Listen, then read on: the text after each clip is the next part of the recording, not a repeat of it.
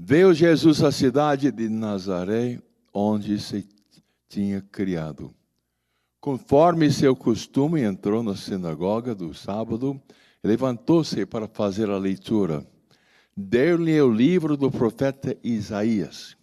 Abrindo o livro, Jesus achou a passagem em que está escrito: O Espírito do Senhor está sobre mim, porque Ele me consagrou com a unção para anunciar a boa nova aos pobres. Enviou-me para proclamar a libertação dos cativos e aos cegos a recuperação da vista, para libertar os oprimidos e para proclamar o ano da graça do Senhor. Depois fechou o livro, entregou-o ao ajudante, sentou-se. Todos os que estavam na sinagoga tinham os olhos fixos nele. Então começou a dizer-lhes: Hoje se cumpriu esta passagem da Escritura que acabastes de ouvir. Todos davam testemunho a seu respeito, admirados com as palavras cheias de encanto que saíam de sua boca. E diziam: Não é este o filho de José? Jesus, porém, disse: Sem dúvida, vós me repetireis o provérbio: Médico, cura-te a ti mesmo. Faze também aqui, em tua terra, tudo o que ouvimos dizer que fizestes em Cafarnaum. E acrescentou: Em verdade eu vos digo que nenhum profeta é bem recebido em sua pátria. De fato, eu vos digo, no tempo dos profetas Elias, quando não choveu durante 3 anos e 6 meses, e houve grande fome em toda a região, havia muitas viúvas em Israel. No entanto, a nenhuma delas foi enviado Elias, senão a uma viúva que vivia em Sarepta, na Sidônia. E no tempo do profeta Eliseu, havia muitos leprosos em Israel. Contudo, nenhum deles foi curado, mas sim Naamã, o sírio. Quando ouviram essas palavras de Jesus, todos na sinagoga ficaram furiosos. Levantaram-se e o expulsaram da cidade. Levaram-no até o alto do monte, sobre o qual a cidade estava construída, com a intenção de lançá-lo ao princípio. Jesus, porém, passando por meio deles, continuou o seu caminho. Essas são as palavras de salvação. Glória a vós, Senhor.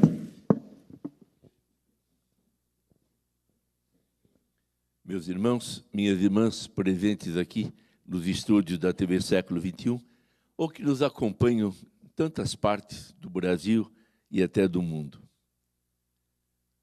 A palavra de Deus começou nos colocando diante de uma experiência dos profetas. Mas eu quero começar com Jesus. Jesus que, imagino com quanta emoção, foi à sua cidade, a Nazaré. Tinha passado lá sua infância, adolescência, juventude, até o início da fase adulta. O lugar era pequeno, ele devia conhecer todo mundo e todo mundo devia conhecê-lo. Era uma referência, filho do carpinteiro.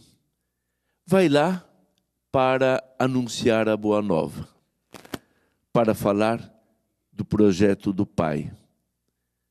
Com que alegria, então, ele ia lá e ia para poder dizer: olha, para você, de uma forma muito especial, eu quero anunciar o que o Pai me mandou anunciar. Mas vimos a reação do povo. Primeiro, aclamaram, gostaram. Mas Jesus, ele mesmo foi levando-os a refletir que Deus nem sempre escolhe aqueles que nós escolhemos. Falou até o exemplo do profeta Elias, de Eliseu, que não foram mandados para curar e atender pessoas do povo de Deus, mas povos estrangeiros. Quer dizer, Deus tem outra maneira de agir. Em outras palavras, Ele quer do seu povo a fé, que acreditem nele, não pelos milagres que Ele poderia fazer, repetindo o que já havia feito em Cafarnaum e outros lugares, mas que acreditassem nele, porque, como ele tinha acabado de ler, agora aquilo que estava lá no profeta Isaías, o Espírito do Senhor está sobre mim, me ungiu, me enviou, isso está acontecendo comigo. Realmente Jesus pediu um grande passo. Como dizer, puxa, mas esse é o filho do carpinteiro. Um podia dizer, eu brinquei com ele. Outro, olha, eu estudei com ele. Eu ia todo sábado na sinagoga com ele. Ele agora falar que ele é aquele que 700 anos antes, o Isaías havia profetizado que seria o Messias que diria isso, era demais. E aí, da admiração, partiram para uma reação negativa, até querendo matá-lo, jogar num precipício para matar. E Jesus se saiu do meio deles e foi embora. Eu penso que uma das lições que podemos aprender é que Deus nem sempre se manifesta da forma que nós desejamos, que nós esperamos ou imaginamos. Ele se manifesta, às vezes, até através de pessoas que não vivem a fé, mas tem um coração bom, um coração marcado pela caridade. Em outras palavras, precisamos estar muito atentos aos sinais de Deus, sem pré-julgamento, sem preconceito. Preconceito, um conceito que eu já tenho antes, acho que de tal pessoa, de tal lugar, não pode sair coisa boa, portanto, quando alguma coisa se manifesta por essa pessoa, por aquele lugar, eu já rejeito, porque eu já tenho o meu julgamento. Não, dali não vai sair coisa boa. E com isso, pode ser que percamos muitas oportunidades de fazer a experiência do amor do Senhor ao longo do nosso dia, numa leitura, num programa de televisão que a gente assiste, numa observação da natureza, na palavra de um amigo. Deus vai se manifestando. Então, precisamos estar assim com as antenas muito ligadas, mas abertos às manifestações de Deus. Não logo cortar e achar, dessa pessoa não pode vir coisa boa, desse lugar, dessa situação, não vai sair nada que me edifique. Ter o coração, pois, preparado. Depois temos Paulo. Quando Paulo escreveu aos Tessalonicenses, claro, Jesus já havia morrido, ressuscitado, voltado ao Pai.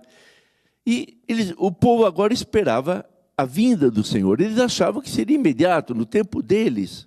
Ficavam inquietos. E até alguns que nem queriam mais nem trabalhar, porque se o Senhor vem, o que eu vou fazer? E Paulo alimenta, assim, a esperança dele. Sim, o Senhor virá. E o importante, diz Paulo, é que com ele ressuscitaremos para uma vida nova. Mas, diz ele, que agora precisamos fazer a nossa parte e ter a certeza que um dia estaremos com o Senhor. Mas agora é tempo de trabalhar, de viver, de lutar, de fazer a nossa parte. Quando virá o Senhor, tudo bem. Se estivermos preparados, vamos acolhê-lo e ele vai nos acolher. De um lado, essa preocupação dos Tessalonicenses era um pouco exagerada, achando que o Senhor viria logo. Mas de outro, é uma grande lição para nós. Porque nós vivemos num mundo e numa época em que praticamente se apaga a ideia de eternidade. O importante é, segundo toda essa filosofia de vida, que pervade tudo, particularmente os meios de comunicação, o importante é viver agora, esse momento, intensamente. Quer dizer, viver momentos na vida. E nada de eternidade. Nada. E a gente sabe que o Senhor virá um dia. E, na verdade, se Ele virá daqui a 1 ano, ou daqui a 1 milhão de anos, quando eu morrer e quando você morrer, para nós é a vinda do Senhor. O resto depois não vai nos interessar, de certa forma. Vocês acompanharam aqueles trágicos acontecimentos lá na Baía de Todos os Santos, que aliás, um dia antes teve outro trágico acontecimento lá no Rio, no Pará. Quer dizer, 19 pessoas, na verdade, provavelmente 20, de repente foram chamadas pelo Senhor. Iam para o trabalho, iam no médico, iam visitar uma pessoa amiga, e depois, em questão de poucos segundos, morreram e foram se encontrar com o Senhor. Não tiveram tempo nem de nada, de revisão de vida, de arrependimento, porque foi tudo tão rápido que foram para a eternidade como estavam naquele momento.